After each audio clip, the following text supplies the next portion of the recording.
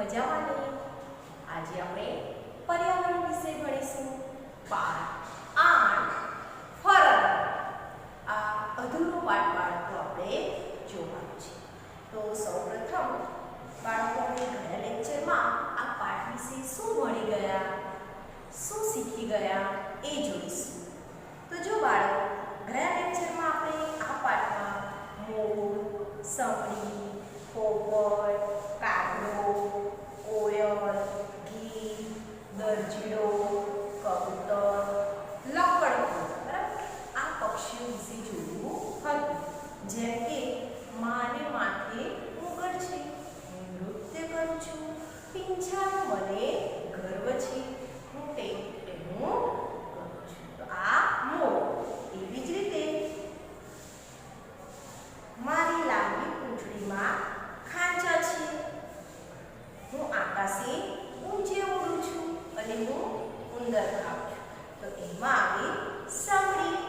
એવી જ રીતે મારા પીંછા લીલા રંગના, ચાંચ મારી લાલ, જામફળ અને લીલા મરચાં મને ખૂબ ભાવે અને અવાજની નકલ મને બહુ ભાવે. એમાં તો પોપટ.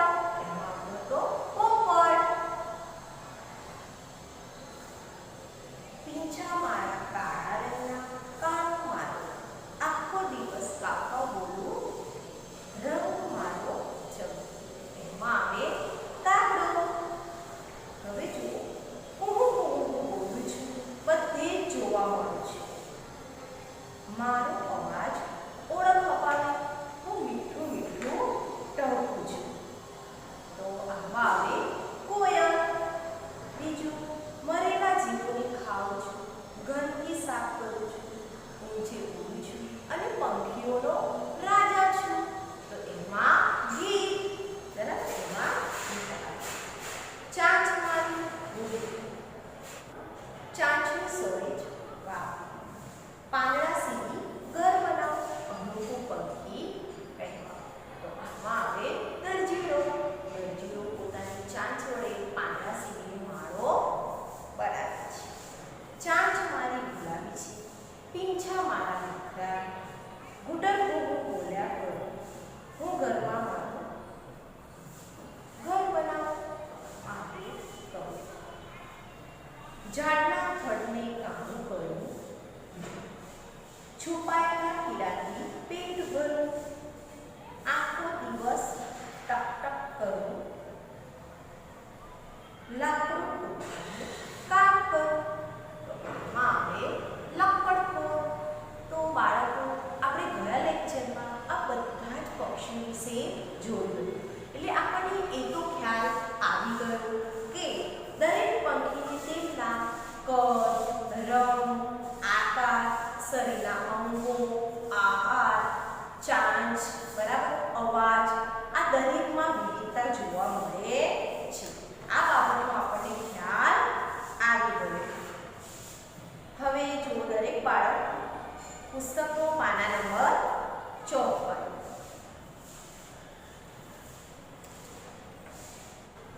જંગલમાં કેમ આટલો બધો અવાજ થાય છે, હું સૂઈ શકતો નથી. તો જો તમે સ્ક્રીન ઉપર જોઈ શકો છો, પાઠ્યપુસ્તકમાં આપ્યું છે એવું ચિત્ર, છતાં જો તમે સ્ક્રીન ઉપર જોઈ શકો છો, આ કયું પક્ષી છે? તો ઘુવડ.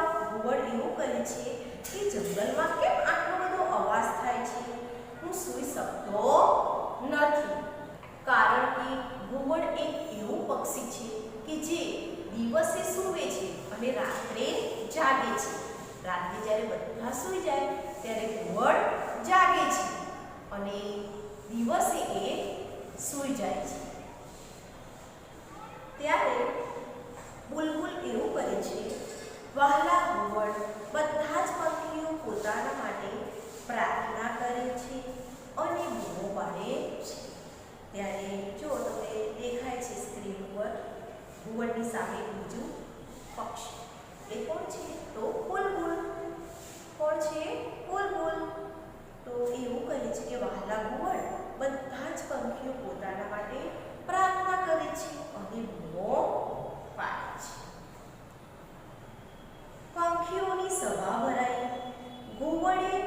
વાત શરૂ કરી. તેણે કહ્યું, આપણે બધા અલગ અલગ દેખાઈએ છીએ. ઘુવડ એવું કહે છે કે આપણે બધા અલગ અલગ દેખાઈએ છીએ. આપણા નખ, ચાંચ, પીંછા અને અવાજ જુદા જુદા છે. એમ કે આપણા જે નખ, ચાંચ, પીંછા અને અવાજ આ બધા જ કેવા છે? અલગ અલગ છે. છતાંય આપણે બધા પંખીઓ છીએ. કે છતાં પણ આપણે બધા શું છીએ? પંખીઓ છીએ.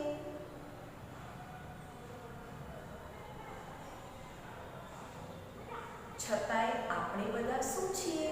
તો પંખીઓ છીએ.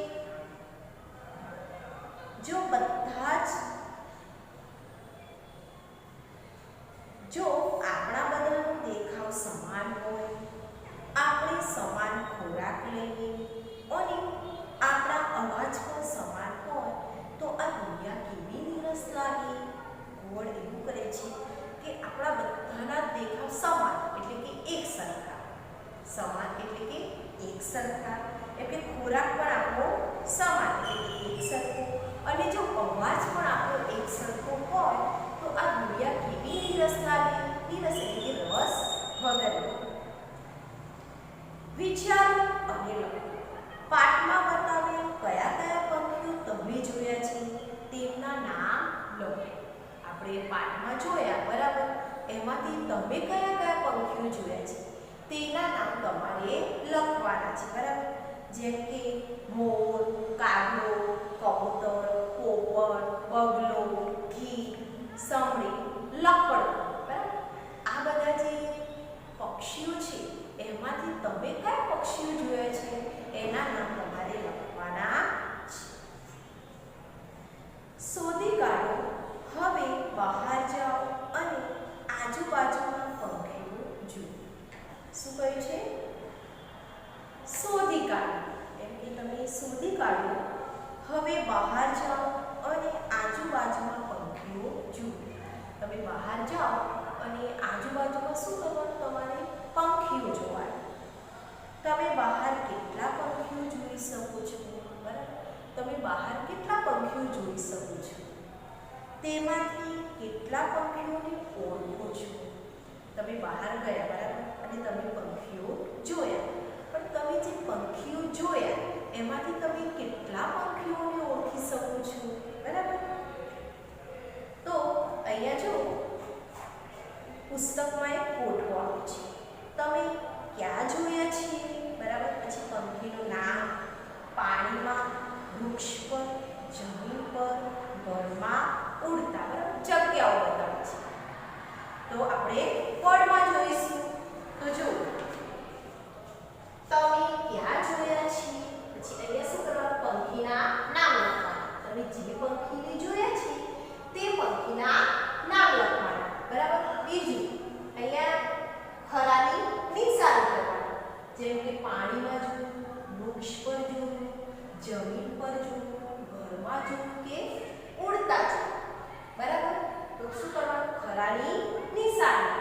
વૃક્ષ પર જોયું હોય તો આ ખરાની નિશાની આવે, અને જમીન પર જોયું હોય તો આ ખરાની નિશાની આવે. તો જો આપણે સૌપ્રથમ પંખીનું નામ લખીશું તો ચકલી. શું લખ્યું મેં? ચકલી. તો હવે તમે ચકલી કઈ જગ્યા પર જોયું? તો જેમ કે જમીન પર જોયું. બરાબર, તો અહીંયા ઘરમાં જોયું તો અહીંયા ખરાશ, અને ઉડતા જોયું તો અહીંયા ખરાશ. બરાબર, આ રીતે હવે તમે વૃક્ષ પર જોયું હોય તો ત્યાં પણ તમે ખરાની નિશાની કરી શકો છો. ચકલી તો જમીન પર, ઘરમાં, ઉડતા. બરાબર, એવી જ રીતે બીજું નામ લખીએ તો કબૂતર. શું લખ્યું? કબૂતર. હવે તમે કબૂતરને ક્યાં જોયું? તો જેમ કે જમીન પર, ઘરમાં, ઉડતા. બરાબર, આ રીતે તમે જોયું છે. કબૂતરને તમે જમીન પર જોયું, ઘરમાં જોયું અને ઉડતા જોયું. બરાબર, તો એ ત્રણ ખાનામાં ખરાની નિશાની કરવાની. એવી જ રીતે પંખીનું નામ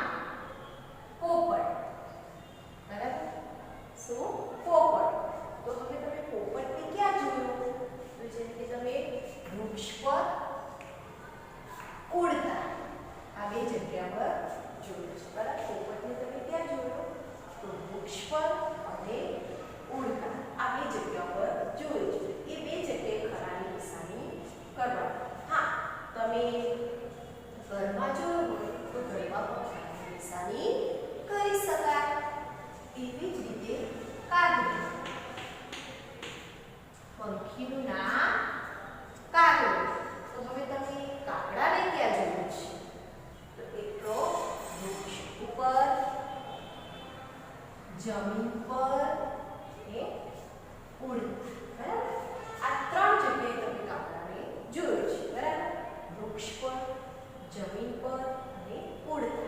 એટલે ત્યાં તમે કાગડાની નિશાની કરીશ. હવે જુઓ પંખીનું નામ કાગળ. તો કાગળને તમે ક્યાં જોઈ છે? એક તો વૃક્ષ પર, જમીન પર, ઉડતા. બરાબર, તો આ ત્રણ જગ્યાએ ઘોડાની નિશાની કરો. ખ્યાલ આવ્યો? કાગળ તો વૃક્ષ પર, જમીન પર, ઉડતા. બરાબર, તો આપણે ફરીથી એકવાર જોઈએ ચકલી. તો ચકલીને ક્યાં જોઈ તમે? તો જમીન પર, ઘરમાં, ઉડતા. કબૂતર તો કબૂતરને પણ ક્યાં જોયું?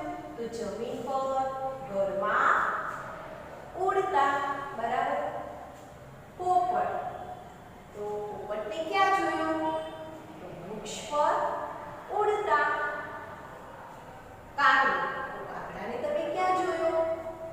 તો વૃક્ષ પર, જમીન પર, ઉડતા.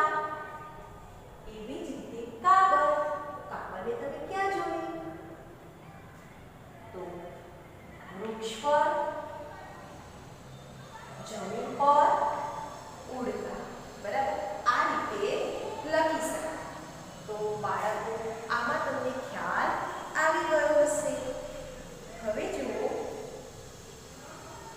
વિવિધ પંખીઓની ચાંચ જુદા જુદા પ્રકારની હોય છે. આપણે જોયું હતું કે દરેક પંખીની ચાંચ કેવી હોય છે? જુદા જુદા પ્રકારની હોય છે. જેમ કે કોઈ પંખીની ચાંચ લાંબી, કોઈની કોંદાળ, કોઈની ધૂંધી, તો કોઈની વાંકી. આવી રીતે દરેક પંખીની ચાંચ કેવી હોય છે? અલગ અલગ હોય છે. જેમ કે પોપટ છે તો એની ચાંચ વાંકી હોય, જ્યારે બગલો છે તો એની ચાંચ લાંબી હોય. તો ખ્યાલ આવ્યો? દરેક પંખીની ચાંચ અલગ અલગ હોય છે, એટલે કે જુદા જુદા પ્રકારની હોય છે. નીચે પંખીઓની ચાંચના ચિત્રો આપેલા છે. ચિત્રો જુઓ, પંખીઓને ઓળખો અને તેમના નામ લખો. તો જો બાળકો, અહીંયા તમને પુસ્તક આપે, પંખીઓની ચાંચના ચિત્રો આપે છે. જો તમારા પુસ્તકમાં છે ને પાના નંબર 55 પર, તો જે આ પંખીઓની ચાંચના ચિત્રો છે એના ઉપરથી તમારે નક્કી કરવાનું છે કે આ કયું પંખી છે. તો જો પહેલા નંબરનું જે ચિત્ર છે, બરાબર, એ જો તમને સ્ક્રીન ઉપર દેખાતું હશે. તો આ કયું પંખી છે? તો તમે ચાંચ ઉપરથી ઓળખી શકો. જો એની ચાંચ કેવી છે? તો એની ચાંચ વાંકી છે. કેવી છે? વાંકી છે અને લાલ રંગની છે. એટલે આપણને ખ્યાલ આવી જાય કે આ કયું પંખી છે? તો પોપટ.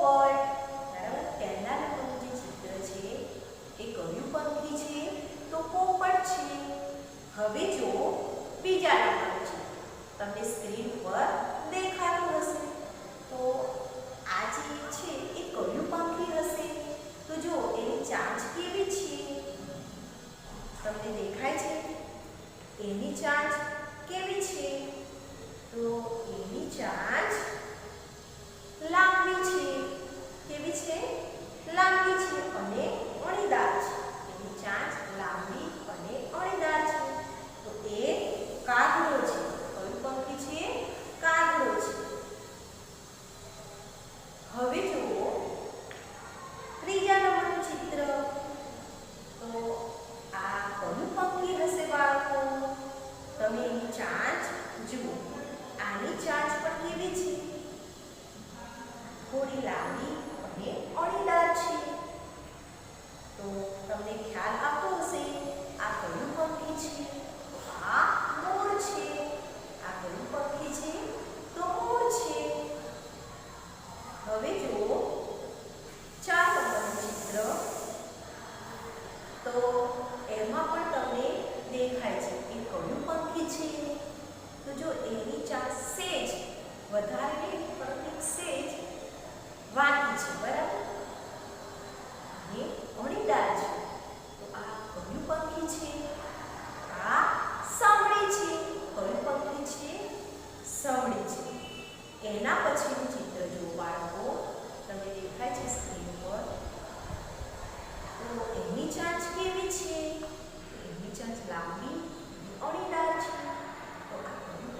હશે?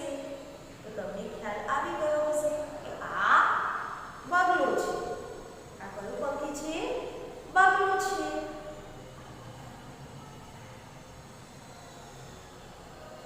તો બાળકો અહીંયા જો ખાલી આપેલી જગ્યામાં કોઈ પંખીની ચાંચ દોરો. અહીંયા જે ખાલી જગ્યા આપી છે પુસ્તકમાં એમાં તમારે શું કરવાનું? કોઈ પંખીની ચાંચ દોરવાની અને એમાં રંગ પૂરો અને તેનું નામ લખો. ખ્યાલ આવ્યો? શું કરવાનું? એનું નામ લખવાનું. અહીંયા જે ખાલી જગ્યા છે ત્યાં તમારે જે પંખીની ચાંચ દોરવી હોય એ તમે દોરી શકો છો. બરાબર? પણ અહીંયા જે આપણે ચિત્રો આપે છે એ સિવાય પોપટ, કાગડો, મોર, સમડી, બગલો, બરાબર?